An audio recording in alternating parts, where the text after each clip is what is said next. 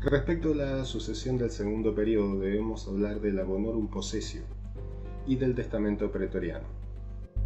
En el primer periodo vimos que los testamentos eran orales o nuncupativos. El pretor habilitó la posibilidad de realizar testamentos escritos, con el único requisito de que contaran con la presencia de 7 testigos que firmaran y sellaran el documento en el que se contenía ese testamento, esa última voluntad.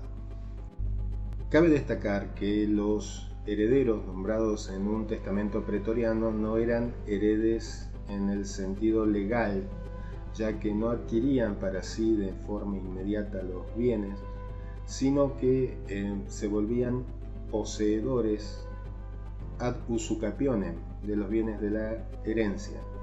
Eran poseedores y por lo tanto adquirían la posesión de los bienes de la herencia a través del interdicto de adquirir y la retenían o la recuperaban con los demás interdictos. Era como la posesión, pero no enteramente como la posesión, ya que más allá de que se protegían los interdictos, la posesión, stricto sensu, se refiere directamente a la posesión sobre las cosas, mientras que en una herencia hay tanto cosas como bienes. Es decir, se le aplicaba a los bonorum possessors la reglamentación de la posesión, aunque como posesión abarcaba, aparte de las cosas, a los bienes. Queda demostrado que el heredero del derecho civil era distinto del heredero de la bonorum possessio en cuanto incluso tenían interdictos diferentes para reclamar la entrega de los bienes de la herencia. Mientras que el heredero del derecho civil tenía el interdicto quam hereditate, el bonorum possessor tenía el interdicto quorum bonorum, sea para hacerse de los bienes de la herencia que alguien retenía de manera indebida, para recuperarlos cuando los hubiese perdido, o simplemente invocando la calidad de heredero en un testamento pretoriano, conseguía que se le entregaran los bienes que estaban vacantes. Sin embargo, Justiniano, al redactar o compilar el Corpus Iuris Civilis, unificó a ambos a través de el interdicto quorum bonorum. A modo de repaso, recuerden que el testamento pretoriano tenía la forma escrita y requería de 7 testigos u 8 si aquel que estaba realizando el testamento no sabía escribir o no podía firmar. Los 7 testigos venían del requisito del testamento peraes et libram del derecho quiritario, donde había 5 testigos, un libripens y el bonorumentor. El pretor los unificó a todos en los 7 requeridos en cuanto a firma y sello del documento.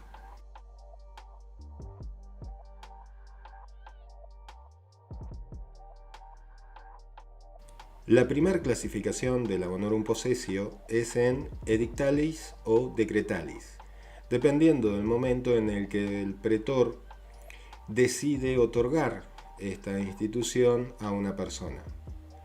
Cuando lo hace en el edicto, al inicio de su función pública, se llama bonorum possessio edictalis. Cuando lo hace de manera repentina ante una situación de notoria inequidad o injusticia y lo decide a través de un decreto, será bonorum possessio decretalis.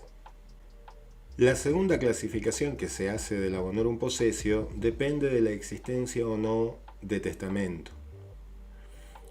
Si existe testamento y el pretor decide seguirlo, la bonorum possessio será secundum tabulas. Si no existiera testamento, sería la bonorum possessio sine tabulas. Y si existe un testamento, pero el pretor lo considera inequitativo o injusto, otorgará la bonorum possessio contra tabulas. También se la puede clasificar en cum re y sine re dependiendo de si se repele la acción de los herederos del derecho civil o si la posesión de los bienes de la herencia depende de la inacción del heredero civil. Por ejemplo, si un heredero civil inicia una acción y el pretor considera que la bonorum possessio corresponde a este heredero pretoriano, repelerá esa acción y la posesión de los bienes se otorgará ad usucapionem.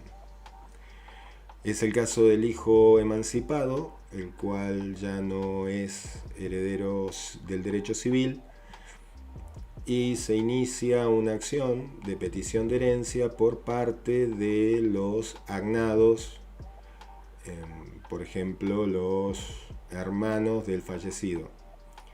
El pretor considerará que tiene más derecho a los bienes el hijo emancipado que los hermanos del causante, y de esa manera quedará fija la posesión en este hijo emancipado. En el segundo caso, que es el sine re, la inacción corresponde al heredero civil. Supongamos que un bonorum possessor inicia la posesión de los bienes y resulta que hay herederos civiles, pero esos herederos civiles no están interesados en la herencia y hacen una cierta forma de abandono. Cualquiera de ellos que realice la acción dentro del plazo legal podrá obtener para sí los bienes siguiendo el derecho civil, perdiendo la posibilidad del bonorum possessor de mantenerlos hasta la usucapión.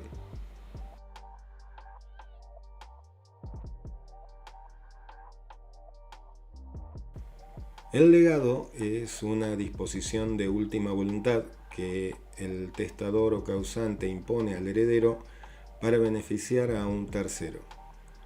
Y existían diferentes clases. Los legados consistían normalmente en desagregaciones o quitas al acervo hereditario que hubiese correspondido a un heredero. De esta manera, el testador que había elegido a un heredero podía beneficiar con estas desagregaciones de derechos a otros parientes que habían quedado fuera de la herencia. Existían, por ejemplo, los legados de usufructo, los legados de renta vitalicia y los legados de dote. En el legado de usufructo, el uso y la percepción de los frutos naturales o civiles era para el legatario, mientras que la nuda propiedad para el heredero. En el de renta vitalicia, el heredero era obligado a pagar una especie de sueldo o jubilación en favor del legatario. Y por último, en el legado de dote, el heredero estaba obligado a dotar a la hija del testador.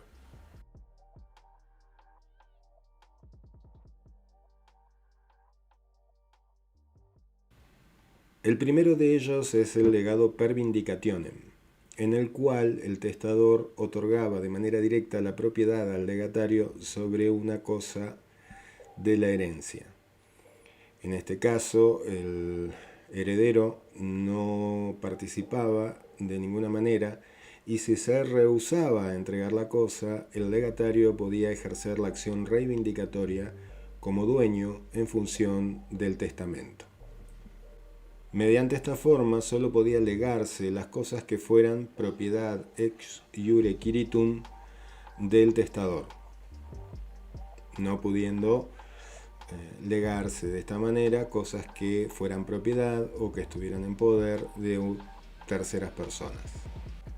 La forma que tomaba en el testamento era más o menos así: lego en propiedad a Julián mi caballo Rocinante. La segunda forma en la que se podía realizar un legado era el legado per damnationem o el legado dañoso, en la cual el testador dejaba una obligación al heredero de entregar la propiedad o de reconocer el pago de una deuda o de realizar el pago de una deuda luego de su muerte. Este tipo de legados establecía una obligación en cabeza del heredero y podían legarse incluso cosas ajenas, quedando en cabeza del heredero la obligación de adquirirla para ser entregada al legatario. Si no se podía adquirir esa cosa que había legado el testador, se libraba de esa obligación el heredero pagando un valor estimado de la cosa que había sido legada. Dicen que es la forma más tradicional de establecer legados, en la cual se impone al heredero una serie de actividades o actitudes o el cumplimiento de una obligación en general de dar, de hacer o de no hacer. Mientras que en el legado per vindicationem se otorgaba la propiedad directa, en el legado per damnationem lo que se hace es establecer un derecho personal en favor del legatario que habrá de ser cumplido por el heredero. La tercera forma de legar era la sinendi modo, en la cual se obligaba al heredero a soportar o tolerar una situación de hecho que había iniciado con anterioridad a la muerte del causante. Así debía respetar un usufructo o una habitación que el causante hubiese otorgado en vida a una tercera persona hasta tanto esa persona falleciera.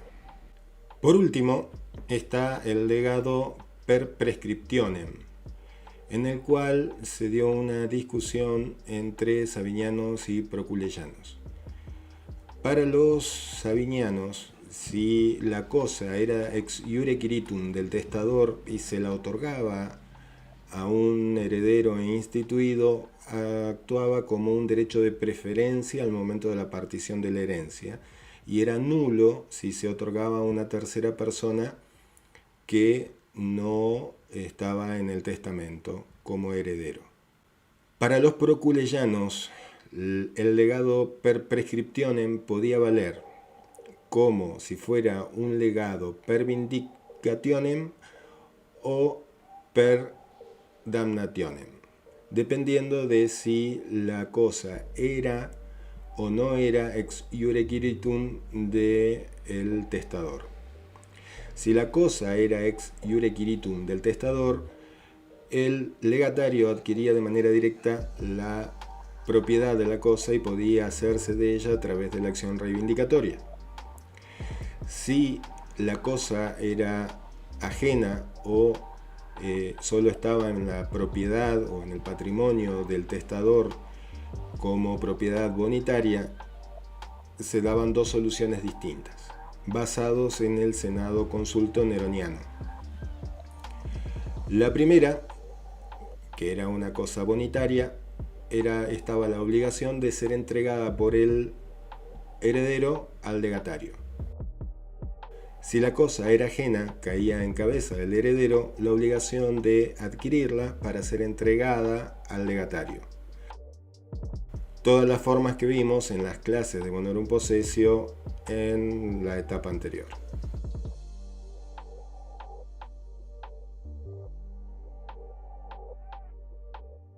Partiendo de lo que decían algunos juristas clásicos, se podían legar las cosas corporales, las cosas incorporales y también universalidades.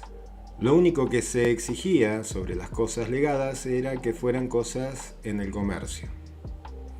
Así, uno podía legar cualquier cosa cierta y determinada. Por ejemplo, mi esclavo Ticio, mi caballo Bayo, mi oveja Dolly. A partir del momento en que se legaba de esa manera determinada, el legatario adquiría la propiedad del bien y podía conseguir su posesión a través de la acción reivindicatoria. Si por el contrario era una cosa indeterminada, como una oveja, un perro o un caballo, quedaba a cargo del legatario el elegir qué perro, qué oveja y qué caballo integraban ese legado. No podía de ninguna forma legarse de una cosa totalmente indeterminada, como por ejemplo una planta o un legado en especie. Allí el legado era nulo y nada tenía a su favor el legatario. En cuanto a los legados de cosa incorporal, podía revestir dos formas: el legado de crédito o el legado liberatorio. El legado de crédito, el testador, que tenía a su favor una creencia, alguien le debía algo, decía que por testamento el legatario tenía derecho a cobrar esa obligación. En el legado liberatorio, lo que hacía el testamento era perdonar una deuda que el legatario tenía con el testador. Los legados también pueden ser sobre una parte alícuota de la herencia o una cuota parte de la misma, pero el legatario nunca tendrá vocación al todo de la herencia porque es legatario y no heredero. También, si la institución de heredero es nula, caerá por nulidad la imposición del legado. Los legados se adquieren desde el momento de la apertura de la herencia, más allá de que se hubiese permitido un periodo de deliberación y aceptación. Una vez aceptados, se tomaba como que lo habían recibido al momento mismo de la muerte del causante. Respecto a la ineficacia o invalidez de los legados, pueden ser por diferentes causas. La primordial es la invalidez del testamento, que invalida todo su contenido, incluidos los legados. También cuando se estuviesen legando cosas ilícitas, inmorales o imposibles, o cuando la cosa legada desaparece por caso fortuito. Para evitar que el video se haga mucho más extenso, haré otro sobre fideicomisos. Todos van a ser subidos a la plataforma Pedco. Sigan cuidándose. Un abrazo.